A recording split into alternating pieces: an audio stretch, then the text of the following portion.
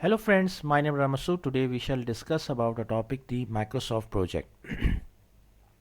Friend, today's training is basically based on the Microsoft project plan, that how we can use a Microsoft project to make a project plan simply. Friend, today's topic and video is would be very simple, inshallah. So let's start. First of all, I would request to please subscribe to my YouTube channel and click on the bell option as well, so that my new videos can reach to you. And also you can follow me on the Facebook page as well. Friend, right now I have opened the start screen of the Microsoft project software. It's a software from Microsoft. Once you open the software of Microsoft project, you will see this screen. Here, this is a very the start screen of the Microsoft project. Once you click on new, this screen will be shown to you. Okay, so from blank project you can open a project, like you want to create a project, and also you can use from here new from existing. If already project you have made, so you can open it from here. And there are some other options are available, like for example new from existing workbook, new from sharebook. So you can use the Excel and SharePoint as well to open a project. There are This is the taskbar, like file, task, resource, project, and view, format.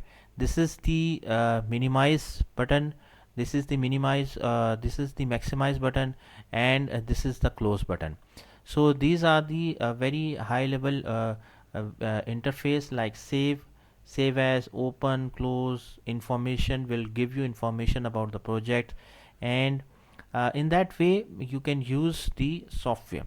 Right now we will discuss about a term used as help. Friend, this is the help button available in the Microsoft project.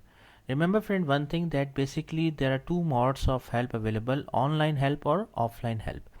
Online help means that if you want to use the Microsoft project and you are already connected to office.com, and an internet connection is available, so you can click on this button.